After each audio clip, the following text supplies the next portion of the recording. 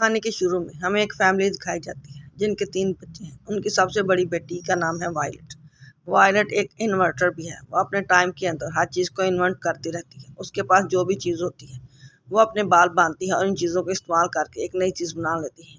वहीं पर हमें दूसरा करैक्टर दिखाया जाता है जिसका नाम क्लाउस है। उसने अपने घर में पढ़ी हुई हर किताब को पढ़ लिया था। इंटरेस्टिंग बात यह थी कि उसे बुक में लिखी हुई हर बात याद थी और हर पेज नंबर भी याद था। 2 बहन भाइयों की एक और बहन थी जिसका नाम है सनी, जिसे सबसे छोटी और प्यारी कैरेक्टर है। उसकी सबसे प्यारी बात यह है कि वो हर चीज़ को छुपा जाती है, चाहे वो कोई लकड़ी का टुकड़ा हो या फिर किसी टाइल का। कहानी कुछ आगे बढ़ती है और हमें दिखाया जाता है कि बच्चों के पास एक बैंकर पहुंचते हैं। वो एक बैंकर और बच्चों के पास आकर ये बताते हैं कि एक बुरे इंसिडेंट की वजह से तुम अपने पेरेंट्स को खो चुके हो। यानी कि वो बताते हैं कि तुम्हारे पूरे घर में आग लग चुकी है, जिसका अभी तक कोई रीज़न तो नहीं मिला। तीनों बच्चे इस बैंकर के साथ अपने घर में पहुंचते हैं। देखते हैं हर तरफ हर चीज़ जल चुकी थी। उनके पेरेंट्स भी अब इस दुनिया में नहीं है। क्लाउस जाने से पहले एक रूम में एक दूरबीन को देखता है कि एक बैंकर एक फाइनेंशियल बैंकर थे और ये इस फैमिली के पर्सनल बैंकर भी थे। इसलिए विंगर इन बच्चों को हर चीज़ को भी सवाल करते थे।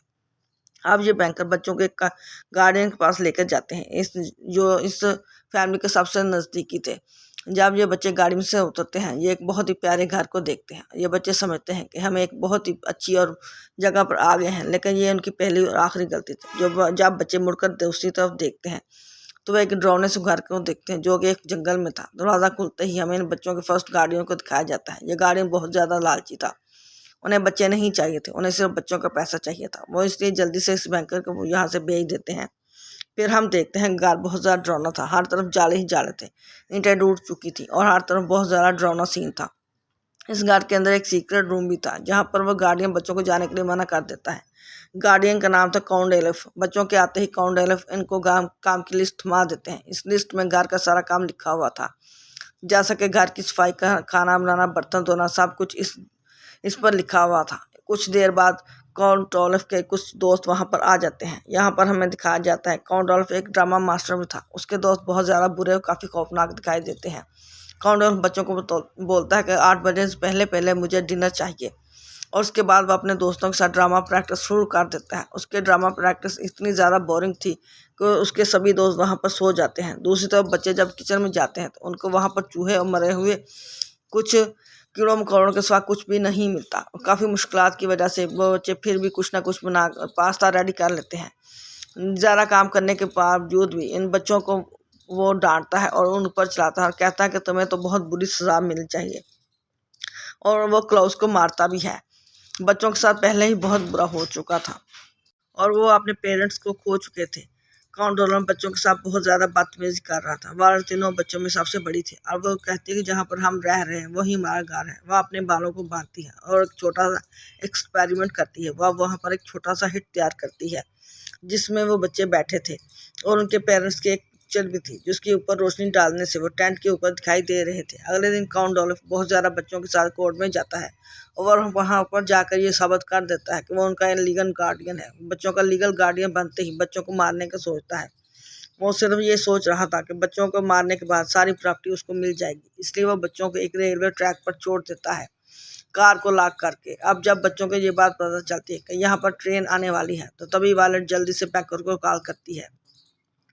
बैंकर के पास भी ट्रेन चल रही थी, इसलिए उनको कोई भी बात समझ नहीं आती। वायलट के जहन में एक आइडिया आता है। वो एक ऐसा इंस्ट्रूमेंट बनाती है कि जिसे फेंकने से वो ट्रेन के ट्रैक को तब्दील कर सके। ऐसा करने में वो सक्सेसफुल भी हो जाती है। वो जैसे इंस्ट्रूमेंट को फेंकती है वो ट्रेन के ट्रैक को चेंज कर देती है। वायलट अपने दोनों बहन भाइयों की जान बचा लेती है। उसके बाद वहाँ पर उनके बैंकर भी पहुँच जाते हैं। वहीं पर वो ये समझते हैं कि मिस्टर काउंट डोलिफ ने बच्चों को कार चलाने की इजाज़त दी है। बच्चे अपने बैंकर को एक बात समझाने की कोशिश करते हैं कि उनके गार्डियन उनको मारने की कोशिश की है, लेकिन उनके बैंकर को कुछ भी समझ नहीं आता। वो बच्चों को मिस्टर काउंट डोलिफ से छुड़ा कर ले आते हैं। उसके बाद वो बच्चों को लेकर पहुंच जाते हैं उनके दूसरे गार्डियन के पास।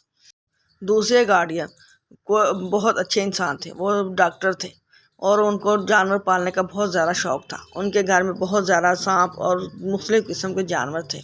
उनके घर में अलग अलग किस्म के जानवर थे। वो बच्चों को बताते हैं कैसे उनके पास वाली मेंढक भी है। फिर वो आखिर में अपने सबसे ख़ास जानवर से उन्हें मिलाते हैं। ये एक ब्लैक बाइकन था। वो बच्चों को बताते हैं कैसे उन्होंने अपने दोस्तों के साथ मिलकर इसको पकड़ा था। वो बताते हैं कि ये दुनिया का सबसे ज़्यादा फ्रेंडली जानवर है, ये किसी भी इंसान को मार नहीं सकता। रात होने पर डॉक्टर गार्डियन उनको गाना भी सुनाते हैं और वो उनको जी भर कर वो बातें सुनाते हैं। वो कहते हैं कि वो बच्चे उनसे कहते हैं कि हमारे वालिदैन भी हमें यही सॉन्ग सुनाया करते थे। अब वो डॉक्टर अगली सुबह अपने बच्चों को जानवरों से मिलाते हैं और उनके साथ कहीं जाने वाले होते हैं कि तभी वहीं पर एक आदमी आ जाता है। आदमी उनको बताता है कि वो एक असिस्टेंट है। हालांकि बुलाया तो उसको डॉक्टर नहीं था, लेकिन ये आदमी एक बहरूपिया था। यहीं पर हमें पता चलता है कि ये आदमी कोई और नहीं बल्कि काउंट डोलिफ था। ये यहाँ पर बच्चों को मारने के लिए आ गया था। ये अपने गार्डियन को बहुत ज़्यादा बताने की कोशिश करते हैं, लेकिन उनके गार्डियन को समझ ही नहीं आती कि बच्चे क्या इशारा कर रहे हैं। बच्चों के माइंड में एक आइडिया आता है, वो सांप के ऊपर कुछ लिखकर अपने गार्डियन के पास भेज देते हैं। अब डॉक्टर को ये बात समझ आ जाती है कि ये आदमी जो उनका सिस्टम बनकर आया है ये एक बहरूपिया है। तब तक बहुत ज़्यादा देर हो चुकी थी। अब बच्चे जब अपने गार्डियन को ढूंढने जाते हैं तो उनको नहीं मिलते। अब बच्चों को ये बात पता चल गई थी कि उनके गार्डियन इस दुनिया में नहीं रहे। पुलिस की इन्वेस्टिगेशन और काउंट डॉलर के बयान से ये पता चलता है कि डॉक्टर गार्डियन को किसी और नहीं बल्कि उनके ब्लैक पाइथन ने मारा था। बच्चे इस पर ऑब्जेक्शन करते हैं, कहते हैं वो जानवर इतना अच्छा है, वो उन्हें मार ही नहीं सकता। इस बात को कोई भी पुलिस वाला या बैंकर नहीं मानता। तभी यहाँ पर एक मैजिक होता है। अब छोटी सनी वहाँ ब्लैक बाइकन के पास पहुँच जाती है। वो ब्लैक बाइकन उन सब के साथ उसके साथ खेलना शुरू कर देता है। ये देखकर सभी हैरान हो जाते हैं कि इतना बड़ा दिखने वाला सांप इस बच्चे को काट नहीं रहा बल्कि उसके साथ खेल रहा था।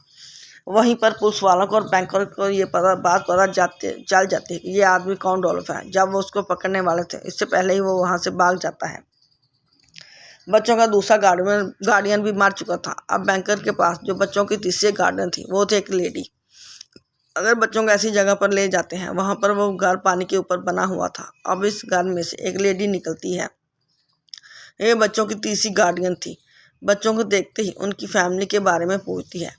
वो लेडी आप सभी बच्चों को अपने घर के अंदर बुला लेती है। वो लेडी इन तीनों बहन भाइयों को हर बात समझाती है। बच्चों को बताती है कि इस चीज़ को टच मत करना, यह तुम्हें मार देगी, या फिर फ्रिज के पास मत जाना, वो तुम्हें अपने नीचे दबा देगी। इस झूमर के नीचे मत जाना, वो तुम्हारे ऊपर गिर जाएगा। हो सके तो किसी डोर के हैंडल को भी मत टच करना, अगर वो टूट गया तो तुम्हारी आंखों के अंदर लग सकता है। वो लेडी हर बात से डरा करती थी। वो ये सोचती थी आज नहीं तो कल इन चीज़ों से वो मर जाएगी। इसी वजह से वो घर से बाहर नहीं जाया करती थी। अब वायलेट और वो क्राउड से पूछती है, क्या आपको पता है कि हमारे पेरेंट्स की डेथ हो चुकी है, यानी कि हमारे घर में आग कैसे लगी। लेकिन वो लेडी उनको कुछ भी नहीं बताती। वो वायलेट को एक पुराना एल्बम दिखाती है जिसमें उसकी बहुत ज़्यादा पुरानी पिक्चर्स और बहुत ज़्यादा पुरानी यादें होती हैं। बच्चे देखते हैं इस एल्बम में ये लेडी बहुत ज़्यादा ब्रेव हुआ करती थी। तभी उनके सामने एक ऐसी पिक्चर आती है जिसमें एक बहुत बड़ा ग्रुप था। तभी वायलेट इसलिए किसी से पूछती है, क्या आप मेरे पेरेंट्स को जानती थी, यानी कि मेरे पेरेंट्स आप लोगों के साथ रहा करते थे। इस पिक्चर में वो अपने सेकंड गार्डियन को भी देखते हैं। उनको गार्डियन जिसको काउंट डोलिफ ने मारा था, यानी कि आप सभी लोग एक दूसरे को जानते थे। तभी वो लेडी एल्बम को बंद कर देती है, उसके बारे में बात करना भी बंद कर देती है। उसके बाद वो लेडी बच्चों को एक रूम में लेकर जाती है। वहाँ पर लेडी बच्चों को एक रूम में जाकर एक बड़ी सी कांच की विंडो दिखाती है। इस विंडो में से एक बड़ा सा समुंदर नज़र आ रहा था। वो बच्चों को यहाँ पर अपने हस्बैंड की डेथ का भी बताती है कि ये कैसे उसके हस्बैंड के साथ डेथ हो गई थी। उसके हस्बैंड को जोंक ने खा लिया था। गाँव के इंसानों की सॉन्ग वो कहती है कि कैसे जोंक इंसानों को सूंघ सकती है। उसके बाद अगले दिन बच्चे अपनी गार्डियन को लेकर मार्केट में जाते हैं। यहाँ पर एक और आदमी आ जाता है। ये एक कैप्टन था। कैप्टन इस लेडी से मीठी मीठी बातें करता है, उन्हें अपनी बातों में फंसा लेता है और बच्चे 1 मिनट में पहचान लेते हैं कि ये काउंट डोलिफ है, ये फिर से हमें नुकसान पहुंचाने के लिए आया है। बच्चे अपनी गार्डियन को बहुत ज़्यादा समझाने की कोशिश करते हैं। वो कहते हैं कि आप समझ जाएं, उन्होंने पहले भी हमारे गार्डियन को मार दिया था और ये आप भी हमें मारने आए हैं। मगर वो गार्डियन उनकी कोई भी बात नहीं सुनती और वो कैप्टन यानी कि काउंट डोलिफ को अपने साथ घर ले आती है। घर पहुंचकर जब बच्चे अपने गार्डियन को ढूंढते हैं तो उस वक्त तक काफ़ी ज़्यादा देर हो चुकी थी। वो देखते हैं कि वही शीशे वाली विंडो टूटी हुई थी और वहाँ पर एक सुसाइड नोट भी लिखा हुआ था। और वहाँ पर एक सुसाइड नोट पर पढ़ने की कोशिश करते हैं तो उनको पता चलता है कि इस नोट में तो काफ़ी ज़्यादा ग्रामर की गलतियाँ थी। मगर वो यहाँ पर ये बात सोचते हैं कि उनके गार्डियन को तो कभी भी ग्रामर में गलतियाँ करना पसंद नहीं था। यहाँ पर हमें ये पता चलता है क्लाउस को बुक्स के बारे में काफ़ी ज़्यादा इन्फॉर्मेशन थी। वो वायलेट को बताता है अगर कोई ग्रामर मिस्टेक कर रहा है तो इसका मतलब ये है कि वो हमें कुछ बताने की कोशिश कर रहा है। गाड़ी हमें कोई ना कोई चीज़ बताना चाहती है और वो ये पता चलाने की कोशिश करते हैं कि उन्होंने एक केस का नाम लिखा था, यानी कि वो एक ऐसी जगह पर छुपी हुई हैं। और इसके बाद वह वहाँ पर बहुत ज़्यादा बड़ा तूफान आ जाता है। हर तरफ से सामान उड़ रहा था, ऐसा कि उनकी गाड़ी में बताया था बिल्कुल सेम वैसे ही हो रहा था। गैस की टैंकी लीक हो चुकी थी, किचन से गैस निकलने लगी थी, जिसकी वजह से एक दरवाजे का हैंडल पर ऑलमोस्ट टूट चुका था, यानी कि वो हैंडल टूट कर उनकी आंखों में लगने वाला था। फ्रिज भी हर तरफ से सामान की वजह से उड़ रही थी। वो बच्चे तूफान से बचने के लिए ज़मीन पर लेट जाते हैं और जब तूफान रुक जाता है तो वो बच्चे देखते हैं कि वो मरे नहीं थे और अभी भी जिंदा थे।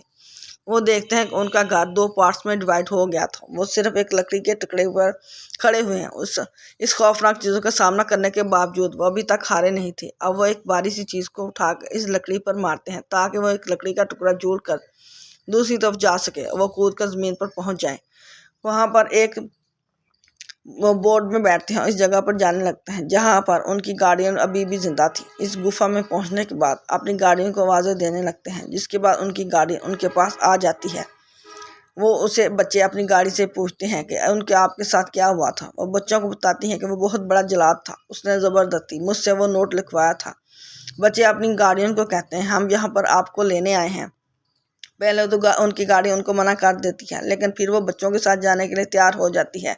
अभी वो समुद्र के दरमियान नहीं पहुंचे थे तभी वहां पर एक जोंक ने उनकी बोट पर हमला कर दिया।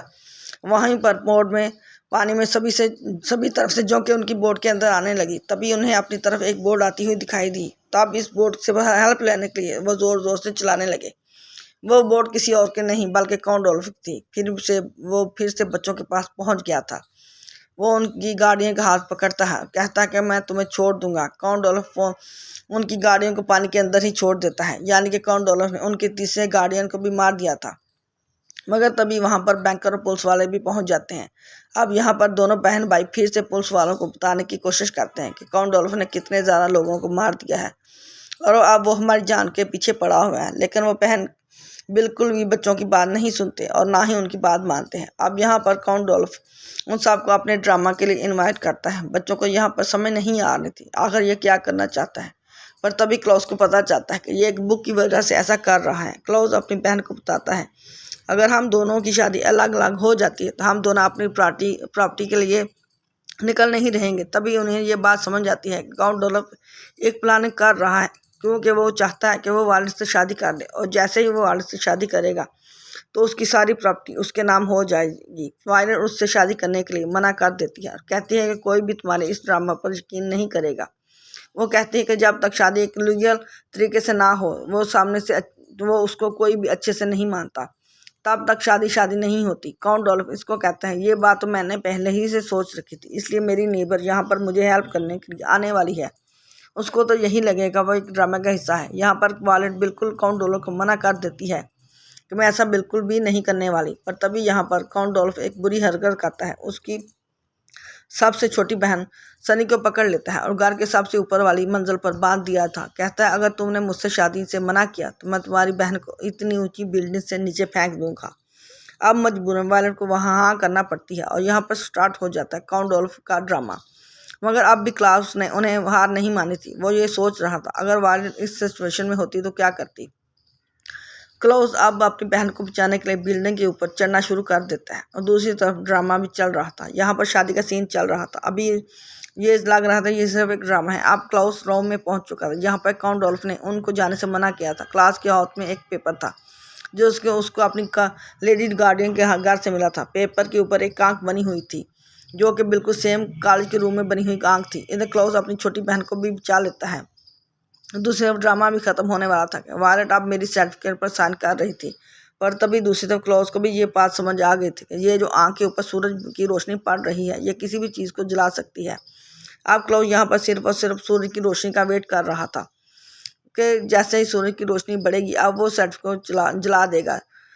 और सूर्य की रोशनी निकलते ही अब वो सर्टिफिकेट को जला चुका था, जो कि अभी वायलेट ने साइन किया था। अब काउंडोल्फ साहब को चेक कर रहा था। ये चीख कर ये बता रहा, तुमने इन बच्चों की बात नहीं सुनी। ये बच्चे तो कब से कह रहे थे सबके पीछे मेरा ही हाथ है और मैंने ही सबको मारा है। अब ऑलिव काउंडोल्फ सर्टिफिकेट के जलते स्टेज पे हर आदमी के पास जाता है जो कि इस ड्रामे का हिस्सा बना हुआ था। इसके बाद काउंडोल्फ को सजा हो जाती है।